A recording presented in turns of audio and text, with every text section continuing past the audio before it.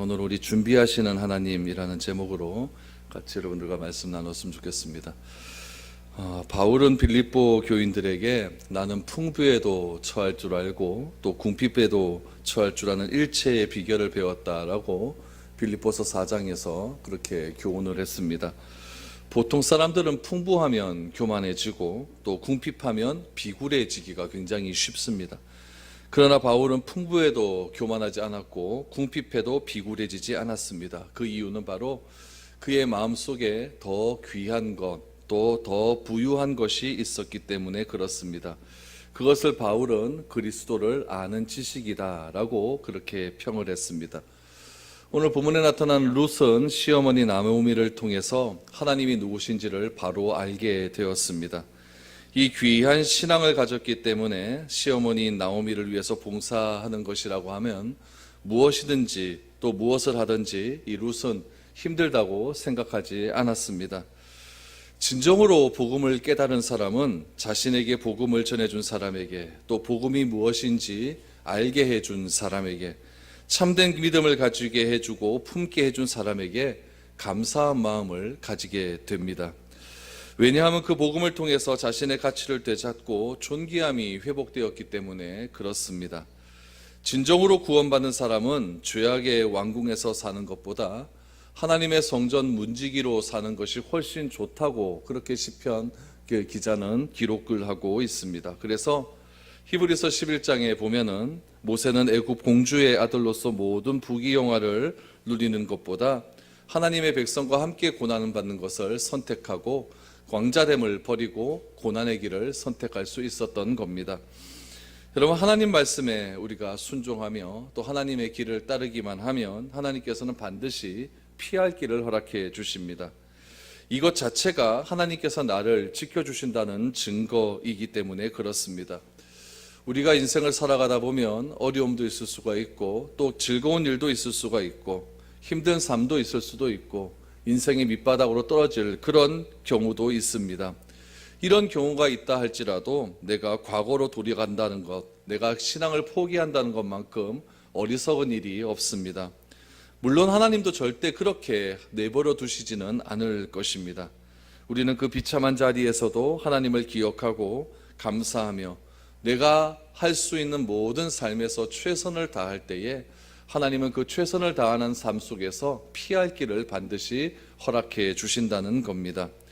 어떤 어려운 형편에 있든지 그 삶을 내가 먼저 인정하시고 내 삶 속에서 하나님을 발견하려고 해 보십시오. 그러면 하나님의 도우시는 손길을 반드시 우리는 체험할 수 있게 될 것입니다. 오늘 본문에 룻과 나오미 굉장히 힘든 삶이 그들에게 찾아왔습니다. 다시 살려고, 다시 시작해 보려고 고향으로 돌아왔지만 고향 사람들이 그들을 대하는 태도는 환영이 아니라 멸시였고 반가움이 아니라 천대였습니다. 그러나 나오미는 자신의 삶을 있는 그대로 인정하기 시작을 합니다. 그리고 하나님께 나아가고 현실의 삶에서 노력을 하기 시작합니다. 그러자 하나님께서 움직이고 하나님께서 일하기 시작하십니다. 나오미 가정을 위해서 하나님의 일하심이 오늘 본문 1절 말씀에 등장을 하게 됩니다. 하나님께서 한 사람을 준비시켜 주셨다는 이야기죠. 여러분, 그 사람이 바로 보아스입니다. 여러분 1절 말씀을 한번 보십시오.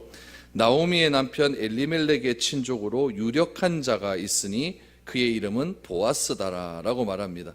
여기서 유력하다라고 하는 말이 굉장히 중요한 말이죠. 이 유력하다라고 하는 말의 뜻은 재물이 충분해서 다른 사람을 도울 수 있는 능력이 있는 자다라고 하는 그런 뜻을 가지고 있습니다. 그래서 이 유력하다라고 하는 말의 뜻은 능력이 있다라고 하는 그런 뜻을 가지고 있습니다. 여러분, 다른 사람을 돕고 싶은 마음은 있어도 자신에게 그럴 만한 능력이 없기 때문에 도움을 주지 못하는 사람도 꽤 많이 있습니다. 반면에 다른 사람을 도와줄 수 있는 여유로움은 충분히 있음에도 불구하고 마음이 움직이지 않아서 돕지 않는 사람도 우리 주변에 있습니다.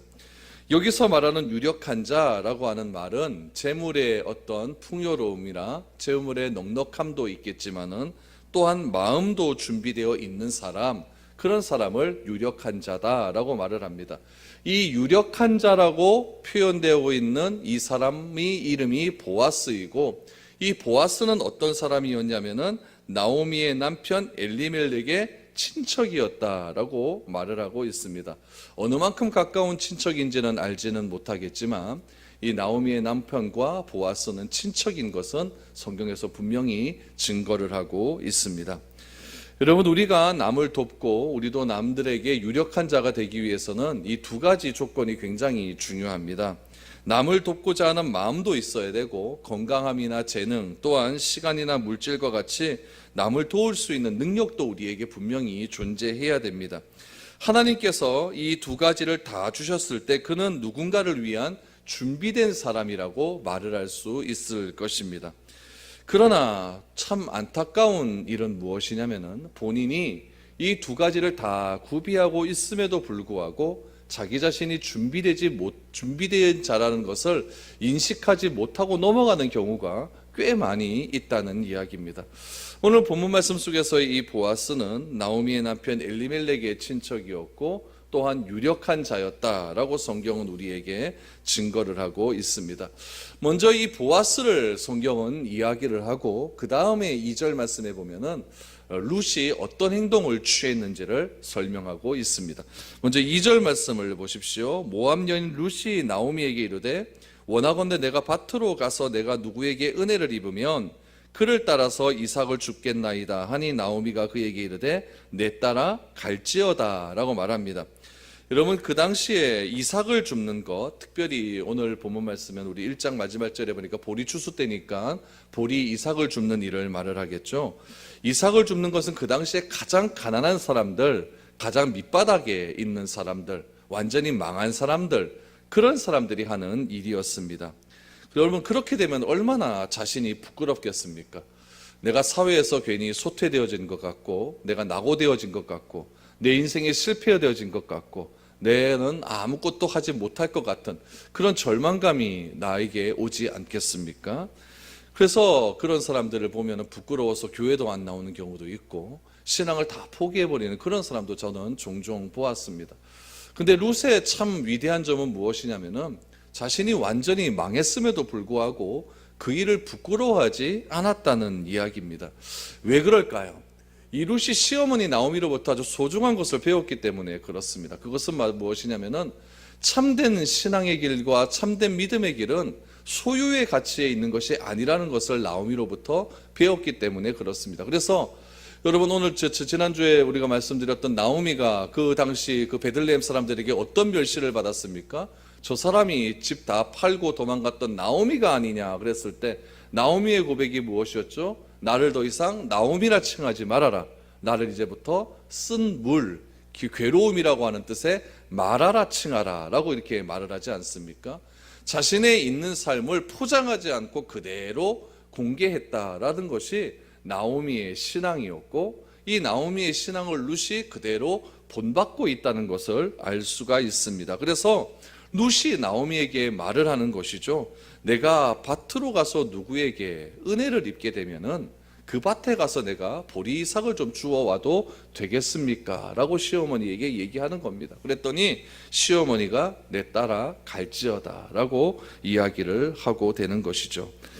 룻은 자신이 하나님의 백성 가운데 있고 그들과 한 백성이 되었다는 사실에 지금 감사하고 있는 겁니다. 무슨 의미입니까? 소유의 가치보다는 존재의 가치를 룻은 훨씬 더 귀하게 여겼다는 이야기죠. 소유의 가치라는 것은 이 세상에서 누구나 추구하는 그런 가치일 것입니다. 더 많은 것을 가지기를 원하고 더 넓은 곳에서 살기를 원하고 더 많은 것을 체험을 받기 원하는 것이 소유의 가치를 가지고 있는 세상 사람들의 삶의 기준입니다. 그러나 그리스도인의 삶의 기준은 이 소유의 가치도 물론 중요하지만 그것보다 앞서는 가치가 있다는 거죠. 그것은 바로 존재의 가치입니다. 내가 이 세상에서 어떤 사람으로 존재해야 되는가? 나는 어떤 사람으로 존재해야 됩니까? 용서받은 의인으로서 삶을 존재해야 된다라고 하는 이 분명한 믿음이 있어야 된다는 것이죠. 이 룻은 모압 여인입니다. 이방 여인입니다. 하나님의 은혜를 경험하지 못했던 여인입니다. 그러나 이제는 자신의 시어머니로부터 받은 믿음의 유산이 그들에게 있기 때문에 자신이 이제 하나님 안에서 하나님의 백성이 되었다고 하는 분명한 존재 가치를 알았기 때문에 소유 가치의 중심의 세상에서 그는 구별되어서 존재 가치로서의 삶을 누리며 살아갈 수 있었다는 이야기입니다. 이 세상 살아가면서 돈은 꼭 필요합니다. 어떤 물질적인 문제, 내가 가질 수 있는 것들 굉장히 필요하죠. 그러나 그것이 우리의 행복을 정해주는 건 아닙니다. 여러분, 소유가 많다고 행복해지는 건 아니죠. 중요한 것은 무엇이냐면 내가 이 땅에 왜 존재하는 것이고 하나님께서 나를 이 땅에서 왜 나를 불러주셨고 나를 어떻게 나를 가꾸어 가시는가, 그것을 알아가는 그런 삶들이 훨씬 중요한 일이라는 것을 우리는 알게 되는 겁니다. 그런 사실을 믿는 자는 어떤 삶을 살아가느냐, 비천한 자리에도 기꺼이 내려갈 수가 있다는 이야기죠. 그래서 룻은 말을 하는 겁니다. 그 당시에 가장 가난하고 가장 천박하고 가장 힘들고 어려운 삶을 살아가는 그런 사람이 하는 일인 보리 이삭 줍는 일을 기꺼이 해 나가고 있는 것입니다. 그러므로 그리스도인은 사람들이 비천하게 여기는 일도 꺼리낌 없이 감당할 수 있어야 되는 겁니다. 여러분, 성경의 가치가 무엇이겠습니까? 직업으로 사람을 판단하는 것이 아닙니다. 이 세상의 가치는 내가 하고 있는 일을 통해서 그 사람의 가치와 그 사람의 어떤 존중됨들이 다 정해집니다. 그러나 성경의 가치, 우리 믿음의 가치, 그리스도인의 가치는 그런 직업의 가치로 사람을 판단하는 것이 아니라 내가 하나님 앞에서 어떤 존재인지를 알아가고 그 알아감을 통해서 나의 믿음이 성숙해져 가는 것이 가장 중요한 가치임을 성경은 우리에게 분명히 말을 하고 있는 것입니다. 그렇기 때문에 예수님께서도 이 땅에 오셔서 기꺼이 낮아지십니다. 낮아지셔서 제자들의 발을 씻기지 않습니까? 발을 씻기는 것은 종들이 하는 일로서 정말 낮아지지 않고서는 그 일을 도저히 감당할 수 없는 일이죠. 그러나 예수님은 소유의 가치보다는 존재의 가치를 더 잘 아시는 분이셨고 내가 이 땅에 왜 오셨는지를 분명히 알고 있는 그런 존재였었기 때문에 예수님은 기꺼이 낮아지셨고 발까지 씻겨줄 수 있는 그런 삶을 살 수 있었다는 겁니다. 룻은 이런 믿음이 있었기 때문에 보리 줍는 일 결코 부끄럽게 여기지 않았습니다. 그런데 룻이 보리 베는 자를 따라서 밭에서 이삭을 줍는데 우연하게 그 밭이 누구의 밭이었느냐, 1절에서 소개된 보아스의 밭이었다라고 말합니다. 여러분, 이 3절 말씀을 보십시오. 룻이 가서 베는 자를 따라 밭에서 이삭을 줍는데 우연히 엘리멜렉의 친족 보아스에게 속한 밭에 이르렀더라. 여러분, 우연이라고 하는 말에 주목하셔야 됩니다. 사도행전에서 베드로와 고넬료가 만날 때에 계속해서 반복되는 말이 무엇이냐면은 마침이라고 하는 말입니다. 마침 베드로가 기도 시작할 때, 마침 고넬료가 기도하는 시간에 그 사건을 마침이라고 이야기하면서 어떻게 보면은 우연히 일어난 사건임을 강조하고 있는데 절대 우연히 일어난 사건은 아니죠. 하나님께서 계획하시고 정하신 시간입니다. 오늘 본문에도 우연이라고 말을 합니다. 왜 하필이면은 우연히 보아스의 밭에 가서 그렇게 보리 이삭을 줍게 되었을까요? 여러분, 성경에서 말하고 있는 우연이라고 하는 것은 인간적인 시각이죠. 사실은 하나님의 보이지 않는 손길이 룻을 그곳으로 갈 수 있도록 만든 것입니다. 성경에서 여러분, 하나님은 보이지 않지만 하나님의 보이지 않는 손길들이 지속적으로 강조되는 성경이 있습니다. 그것이 무엇이냐면은 에스더라고 하는 책입니다. 에스더를 보시면 여러분, 하나님이라고 하는 단어가 한마디도 나오지 않습니다. 그러나 에스더가 모르드게 행하는 모든 일 속의 배후에는 하나님께서 다 섭리하시고 역사하신다는 사실을 우리는 에스더를 통해서 알 수가 있게 되는 겁니다. 오늘 본문에서도 베들레헴에 얼마나 많은 밭들이 있었겠습니까? 얼마나 많은 사람들이 있었겠습니까? 그런데 왜 하필이면 하나님께서 이 룻이 이 보아스의 밭으로 갔을까요? 그것은 바로 하나님께서 그곳으로 인도하셨다는 사실을 알게 됩니다. 그래서 하나님이 준비하신 사람의 도움을 받는 것은 분명히 기억하십시오. 자존심 상하는 일도 아니고 내가 비천해지는 길도 아니라는 것입니다. 그 사람을 통해서 하나님의 선하심과 나를 회복하시는 하나님의 은혜를 경험할 수 있게 되는 것입니다. 그런데 참 이상한 일은 무엇이냐면은 그런 사람을 발견하기가 쉽지 않다는 데에 있습니다. 예를 들면 이런 것이죠. 오늘 룻의 경우처럼 룻이 지금 제일 필요한 게 뭐겠습니까? 먹고 사는 것 아니겠습니까? 먹고 살기 위해서 뭐가 필요하죠? 돈이 필요하죠. 나에게도 막 물질적인 도움이 필요합니다. 그런데 나에게 준비된 사람이 어떻게 좀 나타난 것 같은데 그 사람이 억수로 가난한 사람이에요. 이거 잘 이해가 되지 않습니다. 어떤 분야에서 좀 전문적인 지식이 있는 사람이 필요한 것 같은데 나 앞에 준비된 사람은 그 일에 대해서 전혀 알지 못하는 그런 사람일 수 있다는 이야기입니다. 남자를 원하는데 준비된 사람이 여자일 수가 있고 그 반대일 수도 있다는 이야기입니다. 그래서 내가 욕심이 앞선 사람일 경우, 내가 아직까지 낮아지지 않고 내 안에 자존심이라고 하는 것이 남아있는 경우에는 그 준비된 사람이 내 옆에 있음에도 불구하고 보지 못하는 경우가 굉장히 많다는 것입니다. 복음을 전하는 자는 자기를 도울 자를 찾는 것이 굉장히 중요하죠. 저도 사역을 하면서 제 주변에는 저를 도와주는 사람들이 굉장히 많았습니다. 부교육자 할 때도 그랬고 또 미래로 교회에서 같이 목회를 할 때도 저한테 도움의 손길을 주시는 분들이 얼마나 많이 있었는지 모릅니다. 왜냐하면 여러분 우리가 인생을 살아감에 있어서 또한 중요한 것, 내가 믿음으로 바로 서간 데 있어서는 우리 준비된 사람의 도움을 받지 않고는 제대로 일을 할 수 없기 때문에 그렇습니다. 대개 하나님이 준비하신 사람은 복음을 받아들이게 되죠. 그리고 복음을 말할 때 굉장히 뜨거운 반응을 보이게 됩니다. 이런 사람은 끝까지 마음이 변하지 않고 한결같이 신실하다는 특징을 가지게 됩니다. 오늘 본문에서는요, 보아스의 신실함을 보여줍니다. 보아스 자신이 준비되었고 그 준비된 사람을 내가 도와줘야 될 사람이 룻이라는 것을 알고 그에게 호의를 베풀기 시작하는데 얼마나 신실하게 호의를 베풀어 주시는지 여러분 4절에서 보면은 보아스가 자신의 종들과 인사하고 대화하는 장면에서 보아스의 신실함을 우리는 발견할 수 있다는 이야기입니다. 여러분 4절 말씀을 보십시오. 마침 보아스가 베들레헴에서부터 와서 베는 자들에게 이르되 여호와께서 너희와 함께 하시기를 원하노라 하니 그들이 대답하되 여호와께서 당신에게 복 주시기를 원하나이다 하니라. 여러분 3절과 4절에서 우연히라고 하는 장면이 두 번 나옵니다. 첫 번째는 무엇이냐면 룻이 하필이면 우연하게 어디를 갔다고요? 보아스의 밭에 갔다는 것이고 4절 말씀에 보니까 마침이라고 이야기합니다. 왜 하필이면 룻이 보아스의 밭에 갔었을 때 보아스가 그때 나타났냐는 거죠. 여러분 이것은 하나님의 계획하신 것과 배경이 있다는 이야기입니다. 보아스가 여러분 그 종들에게 인사를 하는 인사의 말을 보십시오. 무엇이라고 이야기합니까? 여호와께서 너희와 함께 하시기를 원하노라 라고 말합니다. 여러분 세상에 그 당시에 자유인이 종에게 이렇게 인사하는 법은 없습니다. 여러분 그 당시에 종은 그냥 자신의 재산적 가치였지 어떤 인격적인 수단을 가지고 있는 사람 그런 존재는 아니었습니다. 근데 보아스가 재산에게 이야기하는 것이 무엇이냐면은 여호와께서 너희와 함께 하시기를 원하노라 라고 하는 이유는 무엇이냐면은 그만큼 그들을 인격적으로 대했다는 이야기죠. 특별히 베는 자들 그랬으니까 이 베는 자들은 가장 가난한 자들입니다. 그 가난한 자들에게 여호와께서 너희와 함께 하시기를 원하노라. 여러분 이건 있을 수가 없는 일이죠.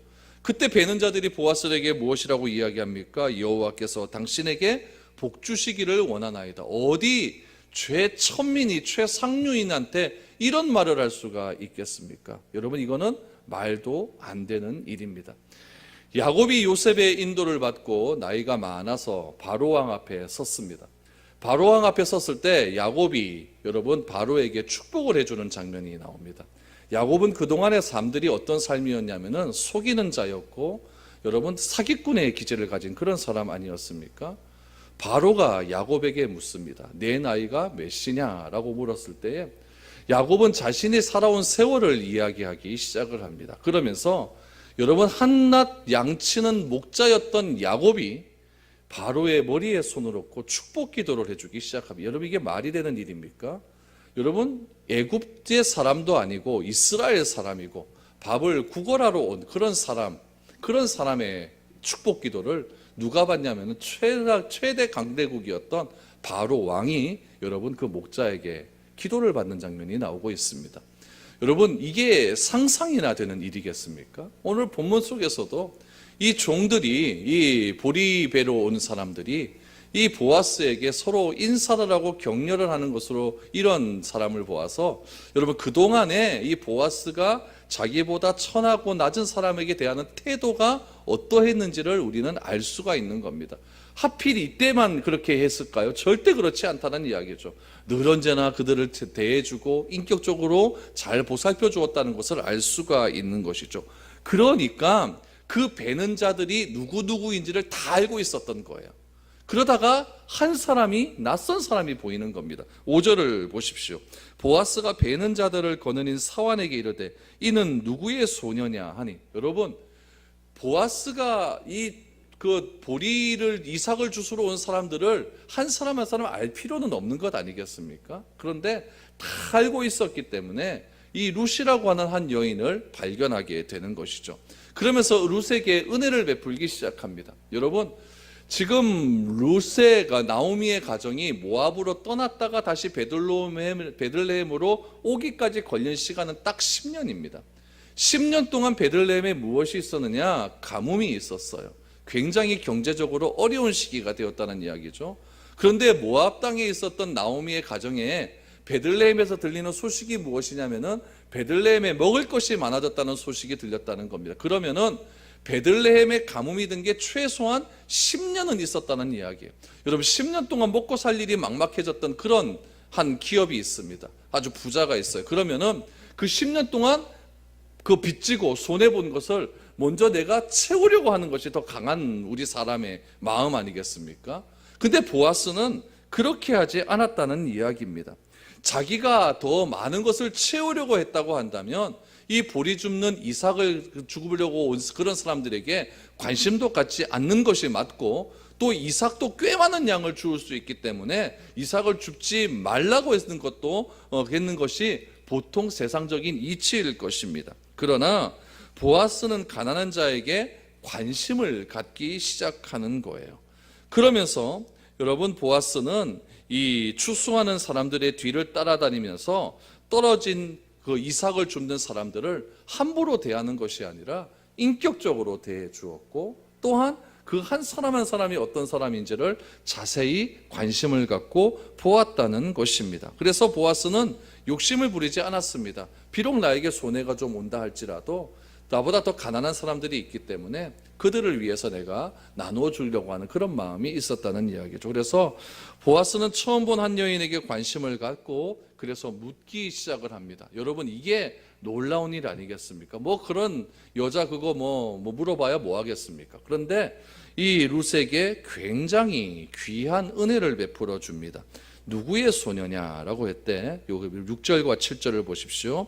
배는 자를 거느린 사환이 대답하여 이르되 이는 나오미와 함께 모압 지방에서 돌아온 모압 소녀인데 그의 말이 나로 배는 자를 따라 단 사이에서 이삭을 줍게 하옵소서 하였고 아침부터 와서 잠시 집에서 쉰 외에 지금까지 계속하는 중이니이다. 룻은 지금 누가 누구인지 모르고 있지만은 사람들은 이미 룻에 대한 관심이 많았습니다. 망한 집의 며느리다. 그런데 그 며느리가 우리나라 사람이 아니라 이방 여인이다라는 거 다 알고 있었다는 이야기죠. 이스라엘 사람들은 이방 여인, 특별히 이 모압 사람에게는요 이빨을 가는 그런 민족이었습니다. 굉장히 편견이 심했죠. 왜냐하면은 옛날 출애굽을 할 때 이 모압 사람이 이스라엘 백성들에게 한 일이 있기 때문에 그렇습니다. 어떤 일이 있었냐면은 출애굽에서 광야에서 이제 가나안 땅으로 들어가려고 할 때 모압 여자들이 이스라엘 남자를 유혹하기 시작을 하는 겁니다. 그래서 이스라엘 사람들이 보는 앞에서 성범죄를 하게 하였고 이스라엘 남자를 모압 여인이 유혹해서 성적인 타락을 하는데 앞장섰던 민족이 모압 민족이었습니다. 그래서 결국 이스라엘 민족이 모압 여인과 성관계를 갖게 되었고 그것이 하나님 보시기에 악한 일이라 그래서 그날 밤에 연병이 돌아서 이스라엘 백성이들이 죽임을 당하게 된 일이 있었습니다. 그렇기 때문에 이 이스라엘 사람들은 모압이라고 하면 이빨을 가는 그런 민족이었죠. 그럼에도 불구하고 일단 베들레헴 사람들은 룻에게 호감을 가졌다는 이야기입니다. 왜 그랬을까요? 남편과 자식이 없는 시어머니를 모시고 모압에서 베들레헴으로 왔다는 그 사실이 베들레헴 사람에게는 룻에게 호감을 가질 수 있는 그런 일이었다는 겁니다. 그리고 그녀는 밭에 와서 다른 사람과 이야기도 하지 않고 7절 하반절에 보니까 집에 가서 잠깐 쉰 것 외에는 아침부터 저녁까지 열심히 일을 했다는 겁니다. 보아스도 신실한 사람이었고 룻도 신실하게 삶을 살았다는 것이죠. 하나님 보시기에 아름다운 모습은 사람들 보기에도 아름답습니다. 아무런 욕심 없이 모든 것을 하나님께 맡기고 매 순간 열심히 사는 룻의 모습은 다른 사람 보기에도 너무나 아름다웠고 또한 유력한 자 보아스 보기에도 충분히 관심을 가질 만한 여인이었습니다. 그래서 8절 말씀해 보니까 이렇게 이야기를 하죠. 보아스가 룻에게 이르되 내 딸아 들어라. 이삭을 주우러 다른 밭으로 가지 말며 여기를 떠나지 말고 나의 소녀들과 함께 있으라. 계속해서 이 밭에서 주우라고 명령을 합니다. 여기서 알 수 있는 것은 무엇이냐면 그 당시에도 보리 이삭을 주우러 갈 때는 주인에게 허락을 받아야 된다는 걸 알 수 있습니다. 못 받으면 하루 공치는 건 아니겠어요? 그런데 보아스는 매일 와서 주워도 좋다라고 말을 하죠. 또 하나 은혜를 베풀어 줍니다. 9절을 보십시오. 그들이 베는 밭을 보고 그들을 따르라. 내가 그 소년들에게 명령하여 너를 건들리지 말라 하였느니라. 목이 마르거든 그릇에 가서 소녀들이 길러온 것을 마실지니라 하는지라. 젊은 여자가 이삭을 주울 때 가장 위험한 것이 강간당하는 일이었습니다. 그 당시에 보리 이삭을 줍다가 강간당하는 일이 굉장히 많았기 때문에 보아스는 그 당시에 보리를 추수하는 소년들에게 아예 룻은 절대 건들지 말아라고 선전포고를 해놓는 거예요. 절대 건들지 말아라. 특별히 이스라엘 남자나 노동자들에게 이방 여인이 겁탈을 당하면 이스라엘 남자들은 그거는 막아주지도 않습니다. 모함 여자였기 때문에. 그래서 보아스는 자기 밭에서 일을 하되 이미 소녀들에게 이 여인은 건들지 말라라고 이야기했고, 또한 일을 하다 보면 목이 마를 것 아닙니까? 목이 마르면 또 우물가까지 가야 되잖아요. 그런데 보아스는 유력한 자고 부자였기 때문에 이미 종들이 물을 다 길러 갖고 와서 밭에다 다 갖다 놨다는 이야기죠. 거기 가서 물 마시면 된다라고 하면서 물을 마실 수 있는 특권까지 허락해 주셨다는 이야기입니다. 여러분, 룻은 보호가 필요한 여인이었습니다. 그 보호를 누가 다 해줍니까? 보아스가 다 해준다는 거예요. 경제적인 보호, 또 육체적인 보호, 신변의 보호, 모든 것들을 다 보아스가 보호해 주기 시작합니다. 여러분, 우리는 아무것도 모르고 살아갑니다. 그러나 하나님은 우리를 향한 놀라운 계획이 있다는 거예요. 이것을 위해 때로는 하나님께서 우리를 망하게 하실 수도 있고 낮은 자리까지 떨어지게 하실 수도 있다는 겁니다. 그리고 우리 앞에 어떤 일이 있는지 모르지만 우리에게 주어진 이 형편 속에서 최선을 다하는 삶을 살아가다 보면 하나님께서 반드시 피할 길을 허락해 주신다는 것을 기억해야 된다는 겁니다. 룻이 자신의 신체를 한탄하고 나오미와 같이 집안에 앉아갖고 나는 왜 이렇게 살아가는가, 방바닥 두들기고 울고만 있다고, 기도만 하고 있다고 하나님의 무슨 역사가 나타나겠습니까? 이 여인은 기도만 하는 것이 아니었어요. 한탄하고만 있는 것이 아니었어요. 내가 할 수 있는 한 최선의 일을 했을 때에 하나님께서 피할 길을 허락하여 주시는데 그 피할 길이 누구를 만나는 겁니까? 보아스를 만나는 일이었다는 이야기죠. 이것이 룻이 회복되는 데 아주 기적적인 일이었고 성경은 그것을 우연히 마침이라고 이야기를 합니다. 절대 이것은 우연히 일어난 일이 아니고 마침 일어난 일이 아니고 하나님의 특별한 간섭과 섭리가 있었던 일이라는 것이죠. 10절과 11절을 보십시오. 룻의 반응이 나옵니다. 룻이 엎드려 얼굴을 땅에 대고 절하여 그에게 이르되 나는 이방 여인이거늘 당신이 어찌하여 내게 은혜를 베푸시며 나를 돌보시나이까 하니 보아스가 그에게 대답하여 이르되 내 남편이 죽은 후로 내가 시어머니에게 행한 모든 것과 내 부모 고국을 떠나 전에 알지 못하던 백성에게로 온 일이 내게 분명히 알려졌느니라. 룻은 자신이 비천하다고 생각을 했습니다. 그래서 감히 다른 사람의 관심의 대상도 될 수 없고 다른 사람을 쳐다볼 수도 없는 그런 신분이라고 생각을 했습니다. 그러나 그렇게 성실하게 살아간 룻의 모든 행동을 베들레헴 사람들은 주목하여 보았다는 이야기죠. 정말 귀한 며느리가 들어왔다는 것을 보았다는 이야기죠. 쫄딱 망한 집에 시집와서 도망가지도 않고 끝까지 시어머니의 신앙을 지켜서 하나님을 믿고 하나님을 신실하게 따라가고 그 시어머니를 보양하기 위해서 최선의 노력을 다했던 그런 일들이 여러분, 그 당시에 베들레헴 사람들과 하나님이 보시기에 기쁘고 아름다운 모습이었다는 것을 지금 보아스의 입에서 선언하기 시작을 합니다. 12절에 보십시오.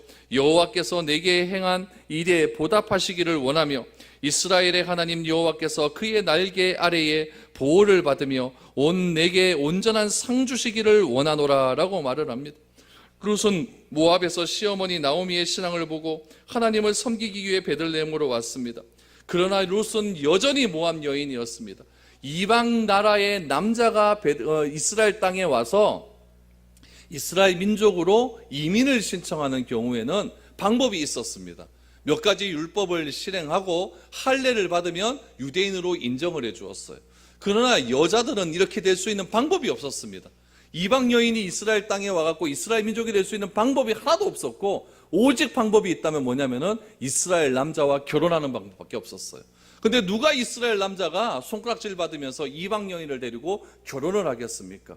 그런 상황이었기 때문에 이방 여인이 이스라엘에 와서 살아간다는 것은 정말 비참하고 힘든 일이었다는 이야기죠. 그런데 보아스는 이 룻을 인정해 주기 시작을 했다는 이야기입니다. 13절을 보십시오. 룻이 이르되 내 주여, 내가 당신께 은혜를 입기를 원하나이다. 내가 당신의 하녀 중에 하나와도 같지 못하오나 당신이 이 하녀를 위로하시고 마음을 기쁘게 하는 말씀을 하셨나이다 라고 말합니다. 여기서 여러분, 룻이 말을 합니다. 내 주여, 내가 당신에게 은혜를 입기를 원하나이다. 여기서 이 은혜라고 하는 말이 헤세드입니다. 헤세드, 인애라는 이야기죠. 구약 이스라엘 백성들에게 신앙의 생명력을 불어넣는 것이 바로 헤세드입니다. 인애란 목숨을 걸고 끝까지 책임져 준다는 것을 뜻하고 있어요.